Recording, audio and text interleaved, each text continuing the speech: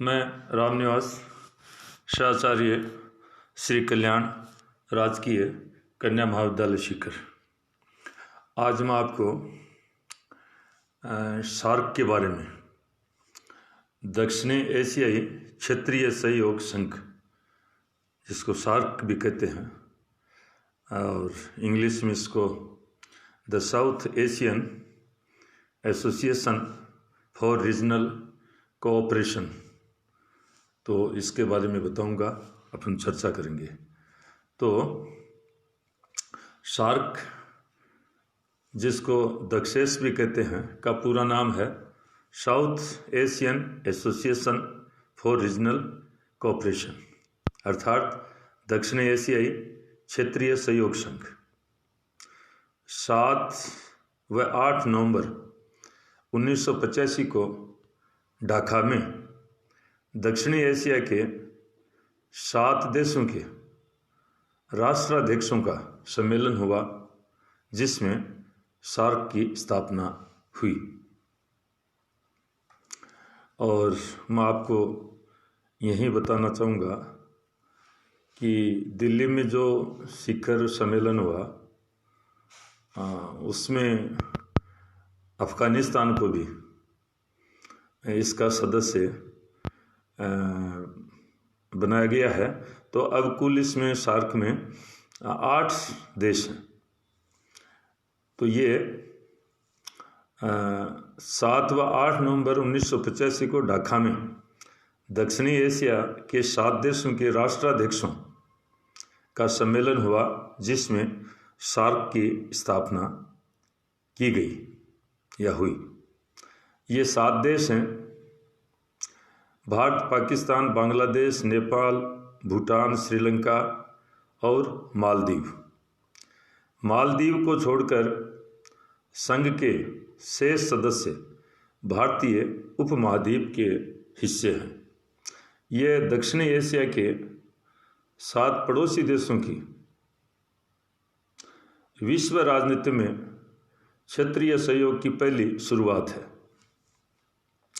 ये सभी देश इतिहास, भूगोल, धर्म और संस्कृति के जरिए एक दूसरे से जुड़े हुए हैं, काफ़ी समानताएं हैं।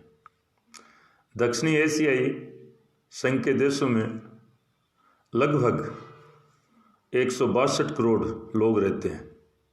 इस दृष्टि से देखा जाए तो ये सार्क है वो विश्व का सबसे अधिक जनसंख्या वाला संघ है। सार्क का विकास धीरे धीरे हुआ है। दक्षिणी एशियाई देशों का क्षेत्रीय संगठन बनाने का विचार बांग्लादेश के पूर्व राष्ट्रपति जियाउर रहमान ने दिया था। उन्होंने 1977 से 1980 के बीच भारत, पाकिस्तान, नेपाल और श्रीलंका के बीच यात्राएं की। इन यात्राओं के बाद ही उन्होंने एक दस्तावेज तैयार करवाया, जिसमें नवंबर 1980 में आपसी सहयोग के लिए 10 मुद्दे या फिर कहना चाहिए क्षेत्र चिन्हित किए गए। बाद में इसमें से पर्यटन और संयुक्त उद्योग को निकाल दिया गया, पर ये इस प्रकार से इसका जियाउर रहमान साहब का इसमें बहुत बड़ा योगदान है। बांग्लादेश का इसको बनाने में फाउंडर के रूप में बहुत अच्छा उनका योगदान है। अब ये जो सार्क है, तो ये जो दक्षिण एशियाई देश हैं उनके बीच में आपसी सहयोग, सद्भाव, समझ, तकनीकी जो भी क्षेत्र हैं उसमें आदान प्रदान का, तो उसमें वो कौन कौन से क्षेत्र हैं जिसमें इसको काम करना है और सहयोग पर बल देना, सहयोग बढ़ाना। तो इसमें कुछ क्षेत्रों को चिन्हित किया गया है और वो मूल रूप से 9 क्षेत्र हैं ऐसे। तो सार्क का मूल आधार क्षेत्रीय सहयोग पर बल देना है। अगस्त 1983 में ऐसे 9 क्षेत्र रेखांकित किए गए थे, जो इस प्रकार से हैं: कृषि, स्वास्थ्य सेवाएं, मौसम विज्ञान, डाकतार सेवाएं, ग्रामीण विकास, विज्ञान तथा तकनीकी, दूरसंचार तथा यातायात, खेलकूद तथा सांस्कृतिक सहयोग। ये 9 क्षेत्र चिन्हित किए गए कि इन 9 में इस फील्ड में हम आपस में आपसी सहयोग से कार्य करेंगे। और 2 वर्ष बाद ढाका में जो शिखर सम्मेलन हुआ उसमें 2-3 बातें और इसमें जोड़ दी गई। जैसे आतंकवाद की जो समस्या है उस पर भी ये काम करेंगे, आपस में मिलजुल कर रणनीति बनाएंगे। मादक द्रव्यों की तस्करी है, वो भी बड़ी समस्या, उसको लेकर भी ये आपसी सहयोग से कार्य करेंगे। और क्षेत्रीय विकास में महिलाओं की भूमिका, इसके लिए भी ये आपस में मिलकर कार्य करेंगे, महिलाओं को एम्पावर्ड करेंगे, शक्तिशाली बनाएंगे विभिन्न क्षेत्रों में उनको आगे लाकर। तो ये हो गया। अब हम लेते हैं सार्क का चार्टर एवं ढाका घोषणा। तो सार्क के चार्टर में 10 धाराएं, अनुच्छेद हैं। इसमें सार्क के उद्देश्य, सिद्धांत, संस्थाएं तथा वित्तीय प्रावधान सारे सब इसमें शामिल किए गए हैं, परिभाषित किए गए हैं, जो इस प्रकार से हैं। पहले मैं उद्देश्य को ले रहा हूँ। चार्टर के अनुच्छेद 1 के अनुसार सार्क के मुख्य उद्देश्य इस प्रकार से हैं। नंबर 1, दक्षिणी एशिया क्षेत्र की जनता के कल्याण एवं उनके जीवन स्तर में सुधार करना। दूसरा, दक्षिणी एशिया के देशों की सामूहिक आत्मनिर्भरता में वृद्धि करना। तीसरा, क्षेत्र के आर्थिक, सामाजिक तथा सांस्कृतिक विकास में तेजी लाना। चौथा, आपसी विश्वास, सूझबूझ तथा एक दूसरे की समस्याओं का मूल्यांकन करना। पांचवा, आर्थिक, सामाजिक, सांस्कृतिक, तकनीकी और वैज्ञानिक क्षेत्र में सक्रिय सहयोग एवं पारस्परिक सहायता में वृद्धि करना। अगला, छठा, अन्य विकासशील देशों के साथ सहयोग में वृद्धि करना। इन 8 के अतिरिक्त जो विकासशील देश हैं उनके साथ भी सहयोग का भाव रखेंगे।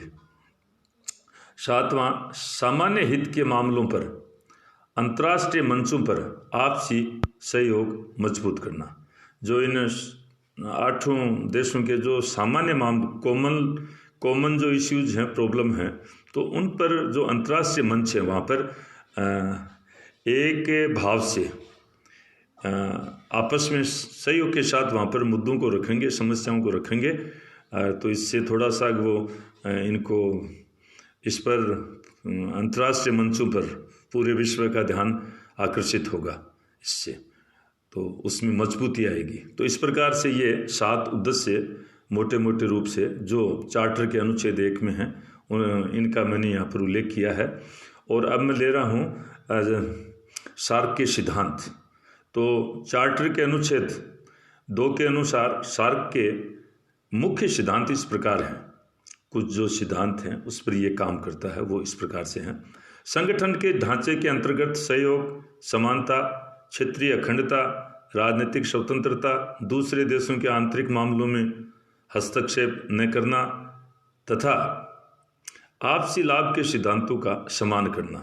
ये पहला सिद्धांत, इस पर सबको चलना है। सहयोग बढ़ाएंगे, समानता का व्यवहार करेंगे, अखंडता किसी की है वो उसका उल्लंघन नहीं करेंगे, स्वतंत्रता को प्रोत्साहन देंगे और आंतरिक मामलों में हस्तक्षेप नहीं करेंगे, और आपसी लाभ के सिद्धांतों का जो भी बातें उनका आपस में एक दूसरा सम्मान करेगा। दूसरा, इस प्रकार का सहयोग द्विपक्षीय और बहुपक्षीय सहयोग का स्थान नहीं लेगा, बल्कि उनका पूरक होगा। ये द्विपक्षीय और बहुपक्षीय नहीं, बल्कि जो भी इस जो ऊपर गिनाए गए हैं ये एक दूसरे का पूरक सहयोग है, बल्कि उनका चाहे वो द्विपक्षीय हो बहुपक्षीय हो तो ये पूरक के रूप में भाव है, आधार के रूप में यही रहेगा। तीसरा, इस प्रकार का सहयोग द्विपक्षीय और बहुपक्षीय दायित्वों का विरोधी नहीं होगा। तो ये 3 इसमें सिद्धांत हैं। इसके साथ ही कुछ संस्थाएं हैं जिनका मैं यहाँ पर उल्लेख करना चाहूँगा।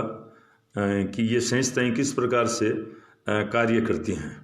तो संस्थाओं के अंतर्गत हम शिखर सम्मेलन लेते हैं। ये अनुच्छेद 3 के अनुसार प्रतिवर्ष एक शिखर सम्मेलन का आयोजन किया जाएगा, जिसमें सदस्य देशों के शासनाध्यक्ष हैं वो भाग लेंगे। शिखर सम्मेलन में वहाँ के शासनाध्यक्ष हैं और वो वर्ष में एक बार आयोजित किया जाएगा, और ये अनुच्छेद 3 के अंतर्गत इसका प्रावधान किया गया है। मंत्रिपरिषद अनुच्छेद 4 के अनुसार ये सदस्य देशों के विदेश मंत्रियों की परिषद है। इसकी बैठक कभी भी हो सकती है आवश्यकता अनुसार, परंतु 6 माह में एक बैठक का होना आवश्यक है। तो ये शिखर सम्मेलन के बाद में जो दूसरा महत्वपूर्ण है संस्था है वो मंत्रिपरिषद की है, और ये इन सदस्य देशों के विदेश मंत्रियों की परिषद है। तो ये आवश्यकता अनुसार इसकी बैठक पर 6 महीने में एक बार तो आवश्यक रूप से ही होगी। और स्थायी समिति तीसरा, अनुच्छेद 5 के अनुसार सदस्य देशों के सचिवों की ये समिति है। इसकी बैठक आवश्यकता अनुसार कभी भी हो सकती है, परंतु वर्ष में एक बैठक का होना आवश्यक है। तो ये जो विदेश सचिव हैं उनकी ये समिति है, इन देशों के जो विदेश सचिव। तकनीकी समितियाँ अनुच्छेद 6 के अनुसार इसमें सभी देशों के प्रतिनिधि होते हैं। ये अपने अपने क्षेत्र में कार्यक्रम को लागू करने, उनमें समन्वय पैदा करने और उन्हें मॉनिटर करने के लिए उत्तरदायी होते हैं। तकनीकी समितियां होती हैं जो उस खास क्षेत्र के कुछ विशेषज्ञ लोग होते हैं। इस प्रकार के लोग सभी देशों के प्रतिनिधि के रूप में इसमें काम करते हैं, और ये अपने अपने क्षेत्र में कार्यक्रम बनाना, जो कार्यक्रम लागू किए जाने हैं तो उनको लागू करना, और उसमें फिर समन्वय स्थापित करना। जो भी इन देशों में कार्यक्रम चलाए जा रहे हैं उनमें आपस में कोऑर्डिनेशन भी हो, कहाँ रुकावट है, कहाँ कौन ज़्यादा प्रोग्रेस कर रहा और कर रहा, तो सब साथ एक साथ वो एक मुख्य धारा में काम करें, और उन्हें मॉनिटर उनका अच्छी प्रकार से संचालन करने के लिए पूरी देख रेख का, पर्यवेक्षण का कार्य भी ये तकनीकी समिति करती है।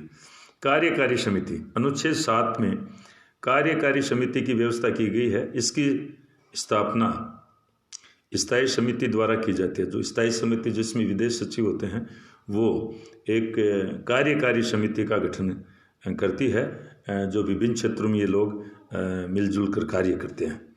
और छठा है सचिवालय। अनुच्छेद 8 में सचिवालय का प्रावधान है।